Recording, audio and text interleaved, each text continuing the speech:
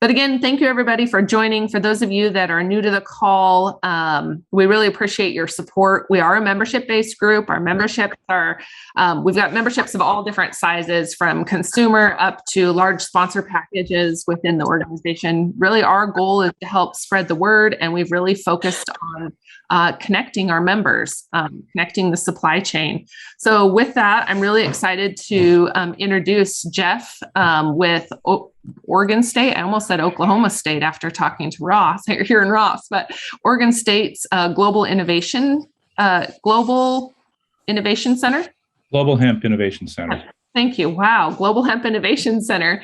And talk a little bit about what you guys are what they're doing. So I will open this up for questions and chat. Feel free to raise your hand. Down in the bottom corner, there's a reactions button that'll allow you to raise your hand and I can call on you. Or if you have questions, feel free to drop them into the chat. And Jeff, if you see anything specific or anybody that you'd like to highlight, please feel free to welcome them into the conversation. When you are on the call or you do open up your mic, be respectful of your time. Keep it to a question, a quick introduction, and on topic. But really, this is about making connections. And then afterwards, take advantage of the Hemp Hallway. It's our community platform that Global Hemp Association has put together that really provides you guys a way of connecting and building relationships outside of these meetings. And so with that, Jeff, you want to introduce yourself and tell us a little bit about your background and what you've been working on? And then I'm always curious, what fuels your fire and why'd you get into the hemp industry, considering that it hasn't been all bells and whistles for everybody? Great. And Mandi, thanks again for the invitation to be here. I'm very glad to be here. I'm the Associate Director of the Global Hemp Innovation Center at Oregon State University. Our center was created in June of 2019 as a result of the 2018 Farm Bill. And the reason for that is that at that time, because of the legal status of hemp coming off of the endangered species list, because of the criminality of hemp being lumped with marijuana before, Oregon State University, and particularly our dean in the College of Agricultural Sciences, Alan Sams, and Jay Noller, the founder of our center, had a conversation, and was decided with our general counsel it was okay for OSU faculty to start working with hemp. Main reason it kept us out, which is, I think, Ross, and in the finance business, banking business, that you're dependent on federal services. And in the case of a higher education, a land grant institution like Oregon State, we get a lot of federal funding, and particularly support of Pell Grants to support our students. And before 2019, did not want to endanger that funding stream by doing something illegal. So the center was created. But what was curious about the center was that Jay Noller was a good visionary. And I think going back to 2012 or so, saw the potential for hemp and that the legal landscape was going to change.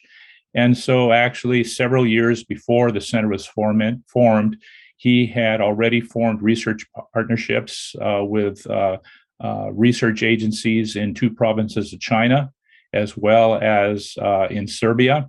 And so actually was able to get research going in cooperation, Oregon State research overseas. So before we could handle hemp at Oregon State on campus or in the state, we actually started building some research partnerships overseas, and that gave us a great opportunity to understand, where the international market was and where things were moving along. So that's how we got started. As for me, I've moved back home. A good part of my career was working for USDA Agricultural Research Service. My last time was with the National Institute of Food and Ag back in Washington, D.C., and prior to that was with ARS's headquarters staff in the D.C. area. And it was time to move home. My wife and I raised our family in Corvallis. We wanted to get back home. I drug her around the country for 13 years, and so it was time to come back. And what happened was, because I was the technical lead at NIFA when hemp became legal in USDA for research, I had a lot of contacts and a lot of my other relationships in ag systems development and so forth that when Jay Noller became aware that I was retiring, coming back home, and so asked me to be the associate director of the Hemp Center. That's how I came to be in hemp. Okay, awesome. So tell me a little bit. I'm curious. There's a lot of press, or was a lot of press, that went out around this grant that you received, right? And what does that include or entail?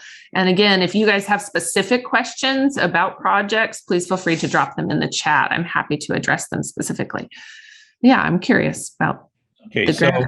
a lot of my background in the past, particularly 10, 12 years ago, was in looking at new crops, particularly bioenergy crops, biomass crops, to look at renewable fuels production. And so I had experience in putting together supply chain development teams, doing private-public partnerships. So not only the researchers in USDA and with select universities that we work with, but also with the FAA, with the Department of Energy, most importantly, the Department of Navy. And there were partnerships between the private airline associations looking at how can they come up with supply chains, sustainable supply chains of renewable jet fuel. So with that background coming to Oregon State, and then the National Institute of Food and Agriculture created 2 years ago this new Sustainable Ag Systems program, which are large grants. I think this last year was $150 million, funding 15 grants of about $10 million in size. The point to it was what could be done between now and, say, the mid-century to fundamentally change American agriculture, to in a positive sense. And so based on that and what I learned about hemp, over the last 5 years, 6 years, and then the opportunity at Oregon State, we put together this large project that we're focusing on the Western United States, going from the Canadian border to Mexico, Washington, Nevada, Oregon, California. We're particularly looking at the east slope, east of the Cascade, Sierra Nevada mountain ranges, wide expanse, rural areas that could really use some economic development. And we saw that as really kind of the fundamental geography that we wanted to address. To make a sustainable future for hemp, we're primarily focusing on grain and fiber types, although we're still supporting our work in hemp chemistry, looking towards hemp for medicines and such, but really looking at how can we fit hemp in sustainably into existing potato, alfalfa, cereal production regions in that east of the mountain range crests. That's what the project is about. We believe that the way to do that, and this is based on experience, is to have a interdisciplinary supply chain approach. You can't just all of a sudden grow hemp and grow it and they will come and buy it. A lot of people know that. In fact, that's a real problem on the hemp for chemistry right now. But it'll be the same for fiber and grain too, is that you have to establish the supply chains. You have to have everybody working there. It's necessary to have the financing. And so it's really a very substantial model effort, Mandi, of looking at the existing economic models, finance models, supply chain models, transportation models, agricultural models, of how do you put all that together and who are all the players that have to be at the table and to start making decisions and to answer one another's questions, build the confidence for investment. That's what the project really is about. Okay, so when you were talking about these partners, what do those partners look like and those key players that you had mentioned earlier? Advisors? I don't know what their titles are, but tell me a little bit about how you built that team and who's included in there. Okay, from our contacts that we've had, particularly in the West and other around the country, it's not strictly the West, you can look at the federal agencies, you can look at the banks, you can look at the actuaries that are all in ag right now, who are participating in ag commodities. There are those who are also engaged in specialty of hemp now. It's not like there's just specialty hemp banks popping up. There's banks like I assume the folks in the Carolinas are talking about, that they're in the banking business and they want to be in hemp. They see that as an opportunity. So as you keep working back the supply chain, then you start talking about equipment manufacturers, traditional equipment manufacturers, as well as specialty pieces of equipment. You look at the folks that are handling different materials, including hemp, all the way back to the genetics and the farmers. And so we're looking all the way across that supply chain. the point is that we have a great team put together, not just of agricultural specialists, but also mechanical engineers, business development folks, supply chain management folks, financial folks, consumer insight folks. How do you engage people and get the information from them and start to pull everybody together?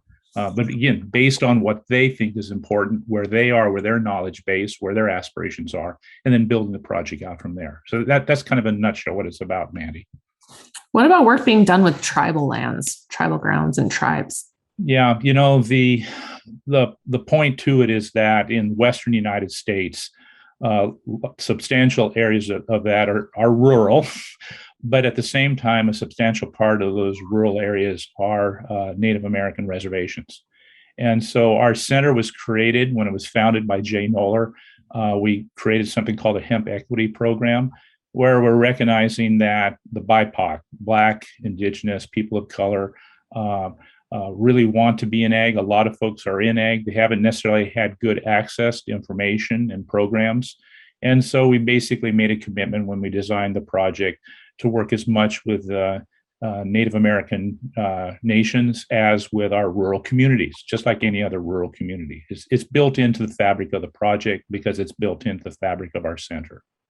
And just as a quick example, this past year, Phylos, which is a genetics company in cannabis and hemp, we've been working with them for 2 years now, and they've donated 1 million seeds that have been placed with Black farmers and also with some Indigenous farmers. And they're built into our project also, as we need to look at materials for testing and for folks who have not played with hemp before to get an opportunity to play with it and not have that financial risk of having to buy expensive seed to begin with. So that's the part of that. Now, the complexity of working with the tribal lands is that the American Indian reservations or tribes are independent nations. And so where we may think, okay, Columbia River area, Whitman County, Yakima County, working all together, across the Columbia River, don't think twice of bringing folks together. There's a deep cultural norms that are with the different nations. They are independent nations. And so we just can't say, okay, here's our American Indian cohort, here's our non-cohort, and just lump them together and figure everything will work out. We have to have a lot of sensitivities built in that as well, which we do with the project, Mandi. Okay, so I, of course, want to dive into some of the details of the project. Can you speak a little bit about some of the steps or phase one, or even some of the results that you guys have already received in your research? Well, we use what we know and what we've learned in the past years, handful of years, from good folks that are involved in the hemp industry. So we've partnered with them. We've had folks that have made donations of seed companies. We've done on-farm research. We've talked to folks. We've gone to industry association meetings, and we put on extension things. So we've heard a lot. It's not like we're starting from scratch. This project is really trying to bring the pieces together. And so, as I mentioned briefly, as I started talking about this, Mandi, is that, it really starts with listening sessions, and so we're creating what we're calling farmer hubs, both across the region in different geographies where different crops are grown, where different types of hemp may be grown. We've actually created hub leaders, both on, farms, traditional farms, as well as Native American farms. We're using something that's called a farmer-to-farmer extension model, where it really will be the farmers themselves describing what she or he thinks the problems that need to be looked at on an on-farm context. So that's a part of it. So it'll be this building out, working with hubs and a cohort of farmers around that hub, who will decide what type of research would be of value to them. In parallel to that, we're looking at evaluation trials of genetic materials. Much of the material that is being used in the United States has been brought in from overseas. It's been grown in Canada, particularly when you think about grain and fiber types. And you stick it in the ground as you start going south, and it pops right out of the ground really quick and wants to flower. So we're looking at the photoperiod differences of these materials. We've been leading national trials with chemical type of hemps, and we know different varieties perform different ways in different geographies. So that's a part of the project. But probably most importantly is sitting down with the community leaders and the farmer groups and so forth, and talking about, okay, what do you see? What are your aspirations? Where do you want to go with this? What's holding you back? And then at the same time, bringing along a lot of our modeling capabilities to listen to folks, put that into decision tools as to how to move forward. And ultimately, what we want then with the equipment manufacturers, the equipment suppliers, the bankers, and everybody, okay, so what's going to take to put the capital up front, and give them good science-based information and say, hey, this is what we saw with these other examples. This is what we know with hemp. Okay, are people wanting to take that risk? Because it's not just I'm going to grow hemp here. It's not just I'm going to put a processing facility there. It's how do those have to be linked? What's the size of the footprint of production? And how dependable is that production that will fit with the processing? And ultimately, where will the material go to be used for making some sort of hemp-based product? That's really what it's about, and how we're starting with it, Andy.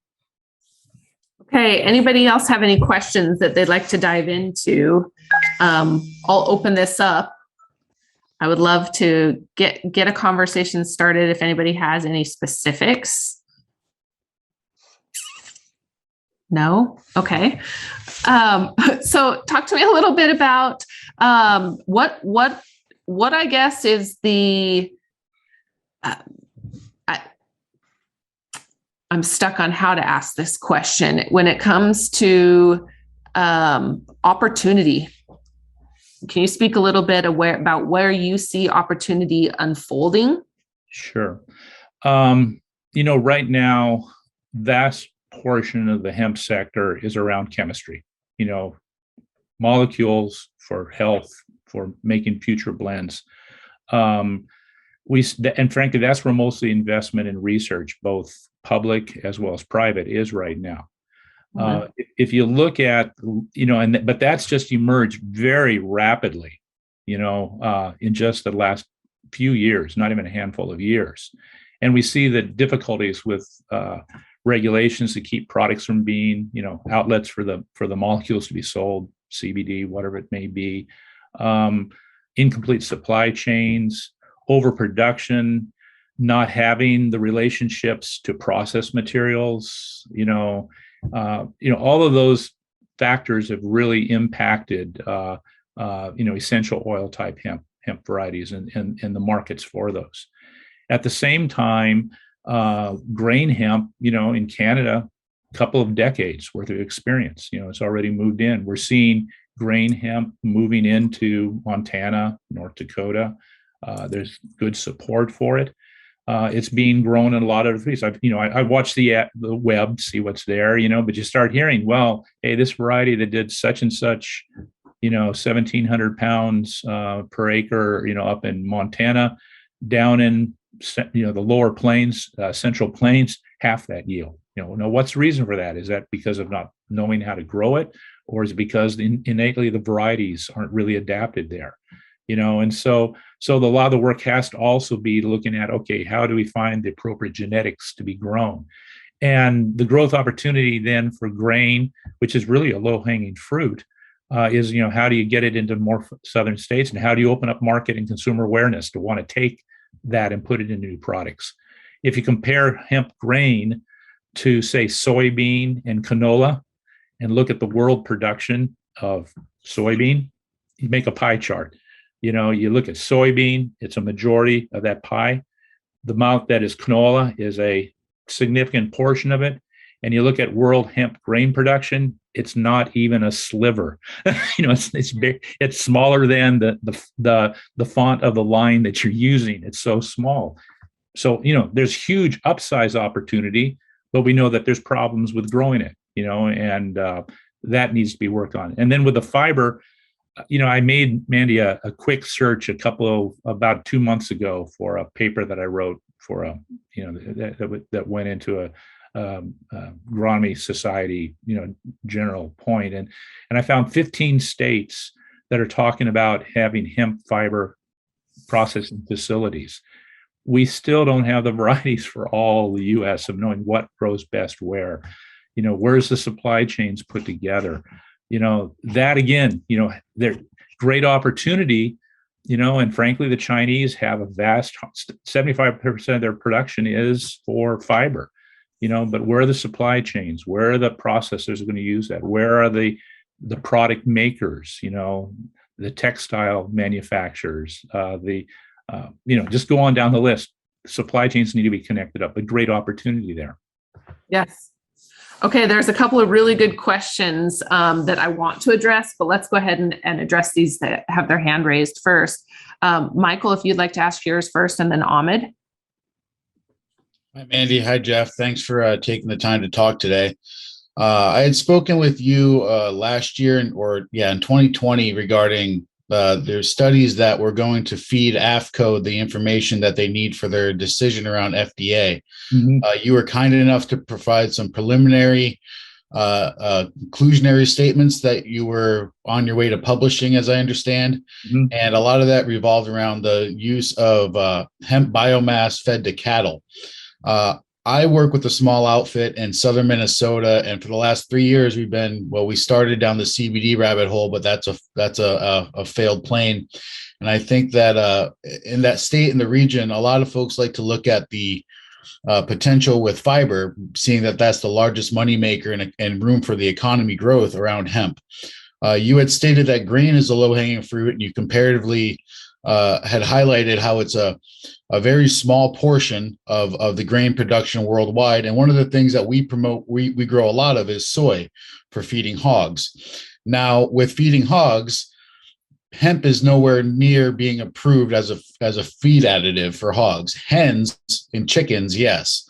We're currently exploring outlets where we may be able to offer that grain into those areas.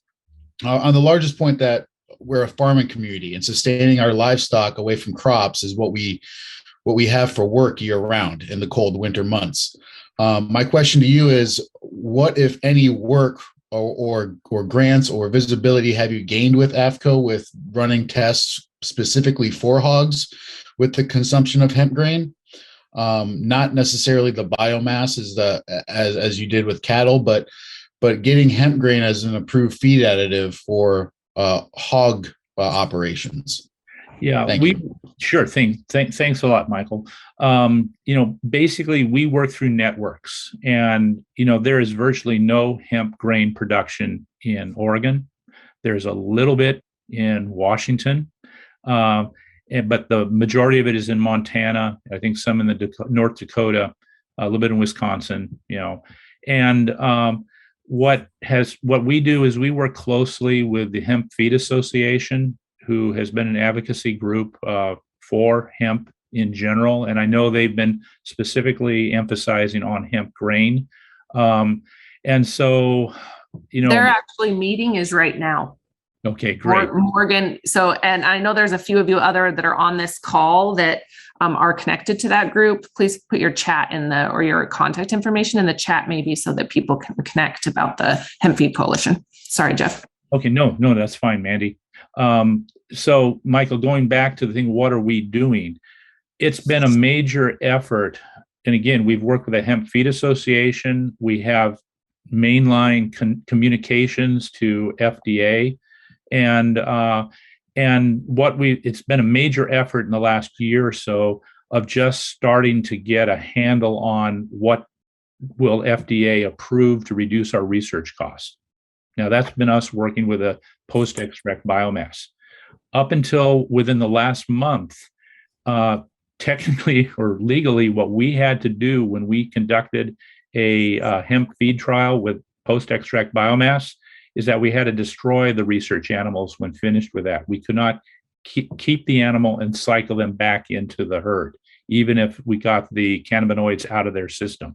It was just, that's the way the rules are. Now, in the last month, we've been able to get permission now to be able to keep the animals and not have to destroy them after they're used in the research. So that's been a positive. Now, Massimo Bionaz, who leads our animal health and nutrition research consortium, who leads that research, the team that's working on that, he'd be better to have as a discussion person, Mandi, down the line, Yeah. But we're even looking at, it's going to be we think, or Massimo and his team thinks, it's still going to be quite some time till you're going to see the spent hemp biomass being able to be used, say in a milking dairy, okay, on milking cows, or going into fat, is a part of the feed ration into beef or lambs that are going to go directly into the food market. We think that's still going to be a while. But what we think, because we got the crack in the door with the allowance now, with recycling animals back, that a strategy would be to feed the spent hemp biomass to pre-reproductive animals, let's say dairy cows. So when you're going through the winter period with heifers before they're bred, that would be a way to defer. Maybe we're working on the research to get this, maybe 50% of the feed value that comes from alfalfa to reduce the cost, because the post-extract biomass does not cost as much as feed quality alfalfa. And so we're looking at those type of options too, Mandi, Michael, just how to do it. But as for the grain folks, there's other folks that are working with the Hemp Feed Association. I know particularly folks in Montana. I know Hemp is heavily engaged with them. Their stake is in grain and fiber up in Montana. So there is a good cohort of people. The other thing that we're doing is that we do communicate directly with the Chief Scientist's Office for USDA. As I mentioned, we're connected with the Hemp Feed Association. We're also partnering with the Agricultural Research Service that helps to resource some of our work, as well as their resourcing work at University of Kentucky. So there's a good cohort of people working together, Michael, to try to move the ball forward in that regard. Awesome. Thank you. Ahmed, go ahead. Hi there. A very interesting discussion today. I'm interested in Jeffrey Steiner's background relative to biofuels and bioprocessing and his role at NIFA. I submitted a grant this year to try to understand what it would be like if you could process hemp and make it into bioethanol by looking at the beginning process of how you break down the lignin by utilizing some new technologies and new refining techniques. So I went to the Oregon State University's first conference for your Hemp Innovation Center. And there was a guy named John Plaza who talked a little bit from Sky NRG, and he's the US president. And he made a comment during that conference that it didn't make any sense to use hemp as a biofuel crop because it costs too much money. And I wanted your opinion about this. Like in 2019, 69,000 tons of hemp was actually sent out to landfills because, let's say, it's after it's post-extracted for CBD, or maybe it was harvested too late and the THC content was too much. So it couldn't be used, or, it's just the leftover.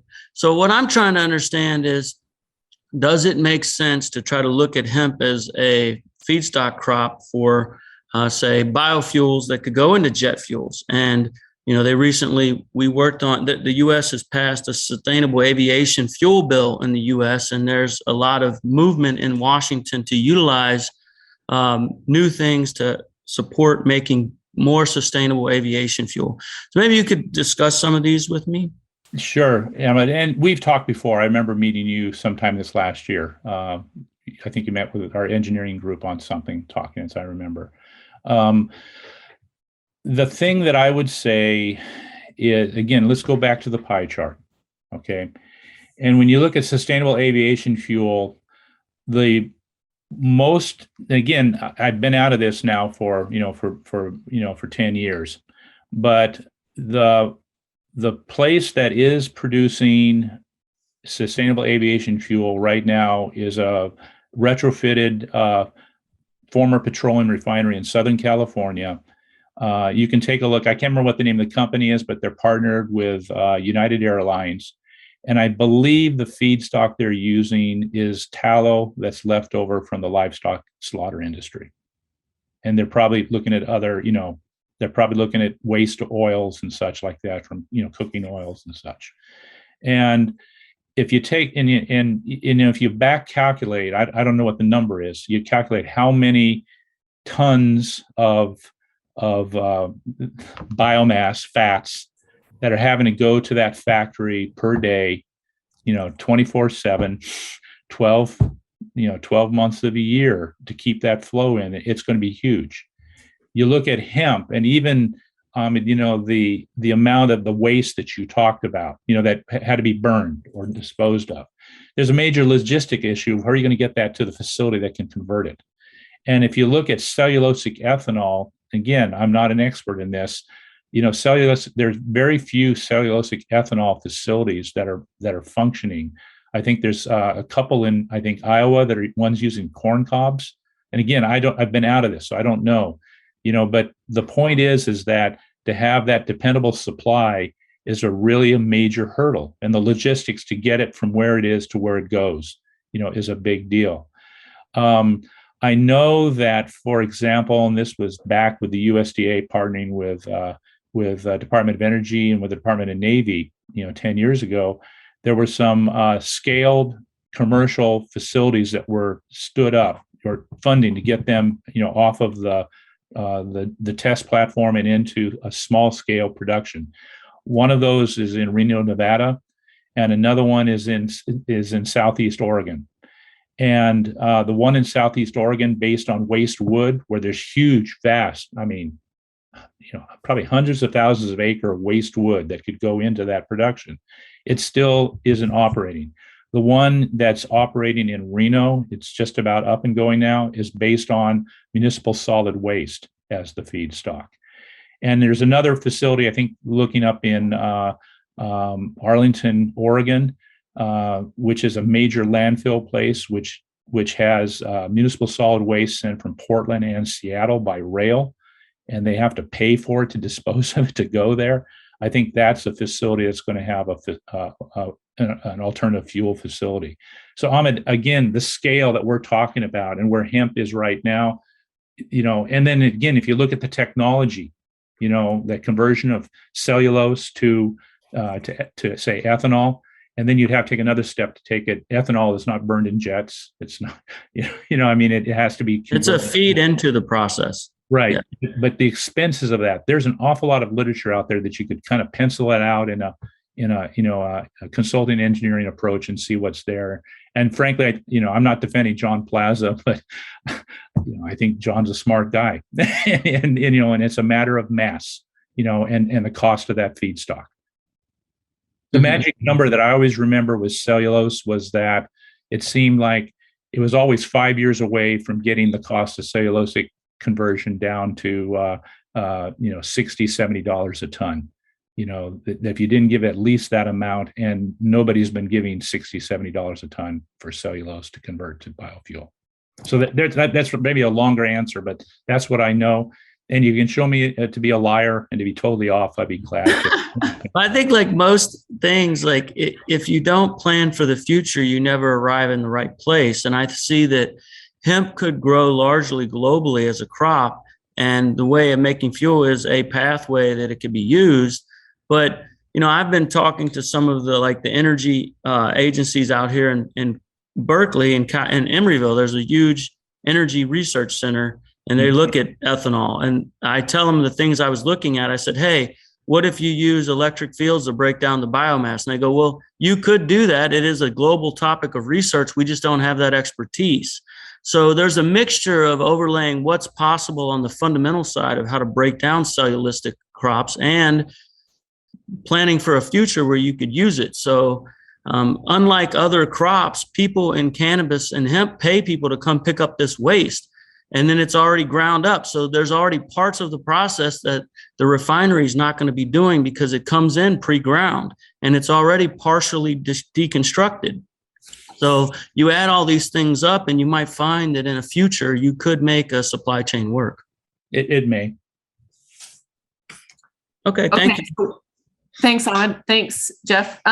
There was a question real quick from Trey and then Bill, and I know Trey was going to address standards and developing standards as well, but Trey, go ahead, sir.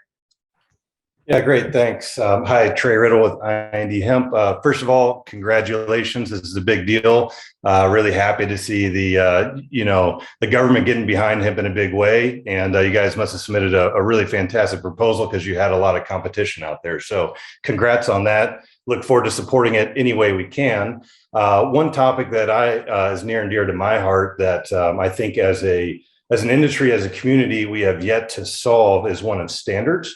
And so I would like to kind of hear where in your program you might be working on standards, facilitating standards, collecting data, working with constituents to develop those metrics. In particular, I guess the sort of the pinnacle is a USDA cotton program, right? Can you give me your vision for working on standards, whether it's fiber, grain, or chemicals? Yeah. Well, great question. Thanks, Trey, for asking that. And one of our partners on this project and independent of this grant is Chris Delholm, who's an ag engineer at the Southern Regional Research Center in New Orleans, the Cotton Structure and Quality Research Laboratory. And that research unit over the last 80 years created the international standards and grading of cotton fiber worldwide. And frankly, the U.S. controls the cotton export market because the U.S. created those standards, and that's what all cotton trade is based on, okay, just fundamental. And so we're basically working with the USDA Agricultural Research Service at the Southern Regional Research Laboratory, and they are already starting to work on what will be standards for hemp fiber. Now, there's a real problem that the cotton at a very small scale, if you realize every bale of cotton, so what is it, about 480-pound bale of cotton, has a number associated with it, which has a grading standard with it. And that is followed all the way to whatever product is made out of that bale of cotton. Okay, so that's how you control the quality standards that go into whatever manufacturing you do with that material. Okay, now the technology right now is that hundreds of small samples can be tested per hour looking at cotton fiber. And I can't remember the number of bales. There's like 550 cotton gins in the United States. And they put out an average of, I don't know how many, tens of thousands of cotton bales, just scale it up. Now, just think about the testing that has to be done, for every sample of cotton that goes into a bale, has to be analyzed. That technology the ARS lab is beginning to work on that. Some of that is from funding from us. Some of that is funding from grants. And some of that is from funding internally that they have.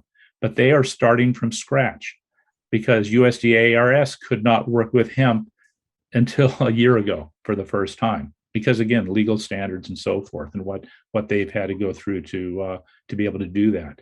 And so basically, Trey, that's great. And again, I think for hemp grain, again, it's a matter of generating the data. The standard technologies are available.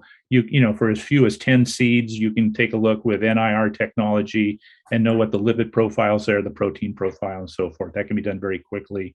For hemp fiber, we don't know what part of the plant should be where you test the stock, to get a representative of the crop that's being harvested. We don't have rapid methods for separating the material, to get, and then again, having the testing standards and so forth. But yeah, we're working on that because that's critical. That's also a place that we know is where the United States can lead the world, because the only working on standards for hemp there was some Russian technology, I don't know how many decades ago, that the Chinese have kind of adapted, but they're nowhere near where cotton is. And that's where we think the United States really needs to step in with investment to create these standards so we can control the quality or the characterization of the quality of hemp fiber, which is going to be what's going to be needed when you talk about automobile parts, when you start talking about high value capacitors, batteries, and so forth. There's going to be a huge amount of quality of and standardization of what goes into each of those products. Yes. Right. And I agree that, we're going to need technology to implement, but first we just need to define. And so we don't even have the definitions agreed upon as an industry yet. So I think that's the first step that I think I could see a leader like OSU in this program taking charge to, coordinate the stakeholders into a unified set of parameters. And then we could develop the testing procedures.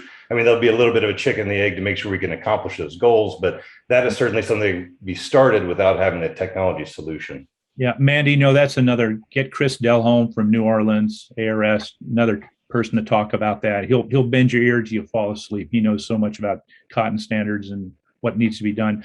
Frankly, I think, Trey, one of the things to do is critical. And I think this is part of what I see as a sociological issue with the hemp community, is that because it's been in a time capsule for 80 years and has not been able to benefit from genetics and technology and markets and all this other stuff over that period of time, there's a lot of folks that are into hemp that have come into that and they don't know. I mean, it's just because you don't know what you don't know. What has been done with other agricultural commodities, not even just cotton, and it's how do we get the entire community up the curve as fast as possible, understanding what goes on with other commodities and how does hemp fit into that landscape, because I don't think we're going to see the Great Plains equivalent of wheat for hemp.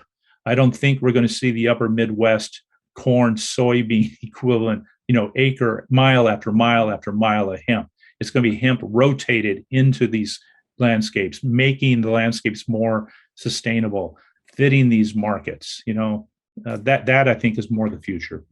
Okay, so I have one really quick question since we've been talking about I&D and some of the gentlemen over there. Ken, thank you for this question. Does OSU plan on taking focused look at the agronomy or agroeconomics of raising hemp, looking at which types work best and the kinds of inputs that are required and the cost of raising hemp in general? At the end of the day, the farmers may be interested in yields, but the determining factor as to how successful hemp will be is determined on whether hemp can compete with wheat, corn, and soy. You bet. And lettuce and grass seed and alfalfa and potatoes, just go on down the list. Yeah. First of all, we need to know what market class of hemp can grow where optimally, dependably, and fit into rotations. A lot of that work is not Oregon State. That's our land grant partners and our industry consultants that are all over the country. They'll have the local based information you need about hemp growing and how to optimally grow that here. What we're doing, Mandi, is working at it the next step up, that there's good economic models, there's good finance models, supply chain models, all this that can be used, hemp data put into them rather than wheat or potatoes or whatever else. That's what our project is about, is to adapt the tools that are at hand, create whatever gaps in knowledge need to be filled in, and to use the specific information we can of hemp as that hemp information base is developing. And plus, we're helping to develop that ourselves in Oregon, Washington, and California. Okay, thank you. There's lots of questions on here that I'll get back to, but real quick, Bill and then Greg. Yeah, I want to thank Dr. Steiner. I was on the Hemp Advisory Group at CDA and the Governor's Hemp Center of Excellence Steering Committee, and there's a real kind of battle between people who know we're pre-commercialization and need to do foundational research and those who want to build factories. And so I want to thank you, because I had someone to point to, and what you guys are doing in Oregon as the work that needs to be done before we start talking about building factories. So thank you for being a good example. As far as standards go, I wanted to invite Trey and thank you also, Dr. Steiner, for pointing out Chris Delholme. I'm on the ASTM D3707 committee. Chris has been elemental in our understanding of the future of hemp fiber and the limitations that hemp fiber has. He's opened his laboratory in New Orleans to start doing foundational testing, and we're writing. We've got 10 to 15 different material specifications and then the testing standards to confirm it.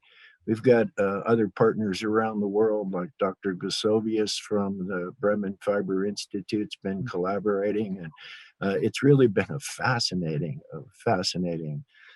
learning experience on why hemp fiber, its technical limitations. So there's a couple things that we here in Colorado, it looks like we're moving forward on our Center of Excellence. We got $5 million in the hopper at the legislature to found it.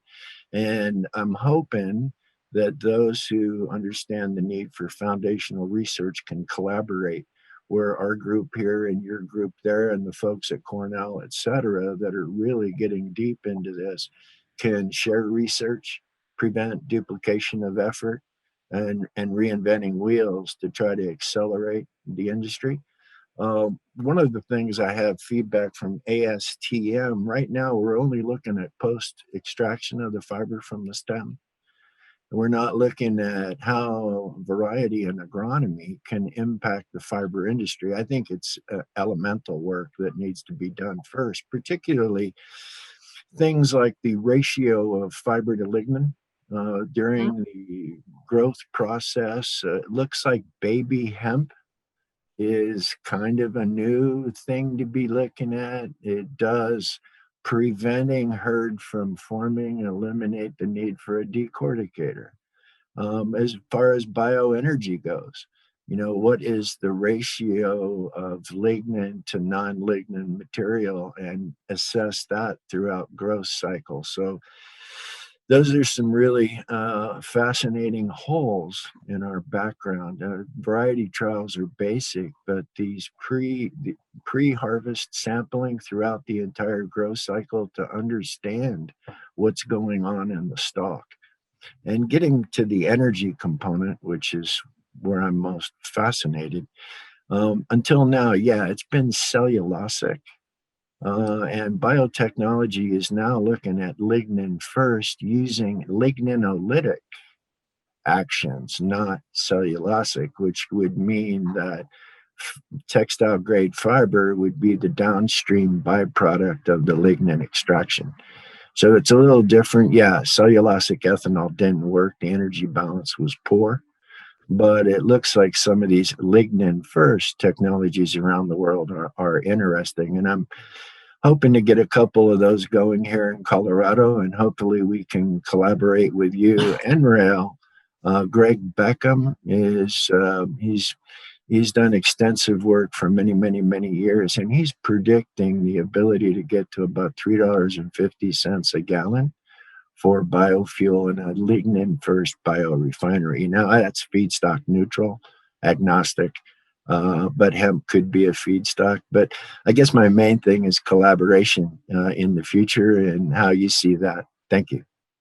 Yeah, thanks, Bill. I think we've demonstrated with the SAMP centers that we work with anybody, and we share widely.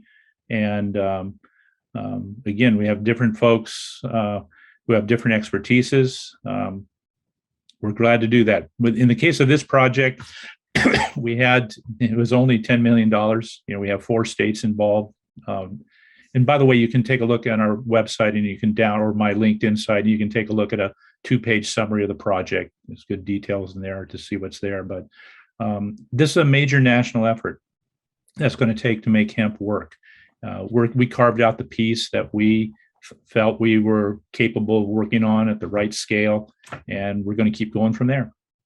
So thank you, Bill. Greg, and we're coming up on our hour, so we've got about 10 minutes. I've got a couple more questions, but Greg, go ahead. Yeah, well, thank you, Mandi, and thank you, Dr. Steiner. And I can be very quick because honestly, Trey Riddle largely took my main question relating to standards, and I'm glad for how you fed into it. And I'm also getting involved on the ASTM D37, and I have a lot of interest in finding these kind of standards for material fiber. I have a company called NashX that's starting as a marketplace for industrial hemp and standards. We're looking down the road. We're not trying to create something right next week, but also on that regard, where I'll just use this time is to say that have a growing network of farmers in Middle Tennessee, And we'd be very interested in, and I have the potential next year to have a number of test plots if we get set up with the right kind of partners. And I'm curious to know if you all, with you've got your Western state focus for sure, and I know there are other universities that I've also talked to, but just to throw that out there, you made a comment about Southern states and latitudes for grain production, and we're very interested in starting with a research-focused approach to figure out what kind of genetics and agronomy would work well to turn states like Tennessee into grain producers for farms down here. And just curious, we're happy to just make your introduction, and thanks for the content today. It's been very stimulating. Yeah, Greg, what I highly suggest, there's two people you could reach out to. One is Dr. Bob Pierce at University of Kentucky. Mm-hmm. He is running the equivalent of our essential oil national trials, but doing it for grain fiber types. So Bob Pierce, University of Kentucky. And then also one of our partners that we've worked with for 2-3 years now is Ernie Siebert at Alabama A&M University. And that's one of the partners. He has particularly ties in with the National Black Farmers Association and other black farmers that are in both Tennessee as well as Alabama. And Ernie's been doing trials and such. He's our southern location, southeast location. And I tell you, the bugs and the diseases are really curious down that way. Well, I'm a biologist myself and worked for a year in integrated pest management and greenhouses growing for the marijuana side in Florida. So now I'm getting into more field agronomy, and I'm going to be consulting these guys, but I've got a big learning curve myself. So wonderful to get these connections. Reach out to Ernie Siebert, Alabama A&M, and Bob Pierce, University of Kentucky. They're good friends, good partners. Appreciate that. Thank you. We can't do everything everywhere. We focus, and we have partners that are doing equivalent other places in the country. That's how this is going to move forward, right? That's how we're going to move this industry forward. Thank you very much for your question, Greg. There have been a couple of questions about carbon, and what type of research is being done around the carbon. And then also wanted to address the topic of conversation around cannabis versus hemp in terminology. Okay, real quick on the carbon. Realize when you hemp is a very robust growing plant, grows like a weed, deep taproot, can make, even based on the genetics, it can make a large amount of biomass. Hemp is no different. I think it'll be found that it's no different than corn or anything else in a lot of ways, in that if you go and take off 3, 4, 5 tons of biomass off of a field and export it to someplace else, you're taking carbon, not only carbon, but nitrogen, potash, phosphorus, you're taking it away from that location. Hemp does not, it's able to pump carbon down in the soil through that nice deep root system and so forth. But when you start hauling away tons of biomass off the surface of the ground, you're going to be reducing the amount of carbon total in the balance. So hemp is not a magical crop in that regard. No, just be aware of that. You can look at and what is being done. There's work that's begun, even internationally. But if you go to Google Scholar and put hemp carbon sequestration, you're going to find a lot more general popular press articles that are cited than scientific papers. And so I'm just warning everybody, and don't fall into this trap, is that there's a lot of colloquial repeated statements, that keep going around and going around and going around. And it doesn't show data to actually say for it. And then when you get to a specific location, what does that mean for the nutrient balance, the carbon balance, the amount of energy used to produce that crop, how much energy is exported out of that crop? Those are the things that really need to be systematically worked at. And we're just getting into that, and others as well. You have partners that are specifically looking at that then? I think in general, it's being talked about. Again, there's not a lot of funds, that have been acquired for that. The problem of the day now is the emergence of bugs and diseases, but just avoid that colloquial hemp grows without water, grows without fertilizer. Give it a little bit of love, and everything's going to be fine. Don't fall into that trap. Okay, what about cannabis in general, hemp, marijuana split? What's your question, Mandi? There were some questions on the terminology, because there's this, I know it's something I deal with, and I know there's quite a few times that's come up, is this reservation on using the word cannabis and the definition of cannabis compared to hemp itself. And there was a question in here as to where you saw that heading. What? Okay, hemp, like marijuana, is cannabis sativa. Okay. Mm-hmm. I'm not going to get into rural area splits, Yeah. Just stay away from that. Just call it, cannabis sativa. Sweet. And what hemp is a type of cannabis sativa that has a artificial threshold for how much THC or total delta 9 THC. My best recommendation is go to the USDA Ag Marketing Service and look at the cannabis program, read what they have there. Go to your state Department of Agriculture, see what the laws are there, because there's variation. Some states defer to the federal, some have their own. I think the question was referring more to where do we see it heading in the future? Is it going to be defined, like you said, is cannabis going to still be classified probably or hemp still as cannabis, even though it's still hemp is. Hemp is cannabis. Now, the question is, what differentiates it from marijuana? And, there's all sorts of things, personal opinion, it'd be nice if you separated the grain and fiber, the the ones that go to end products that are not for drug type, for chemistry. If that was separated out, that would make things easier. It's awfully tough to bring down that real, that threshold down to 0.3% or 1%, depending on how the regulations are written. Some of that, what you need to do is you need to give input when USDA asks for input through the Federal Register. You need to talk with your trade associations. You need to talk to your congressional delegation. Keep the conversation going about this stuff. It's necessary to do that. Where it's going to go, Mandi, I don't know. Yeah, I just curious.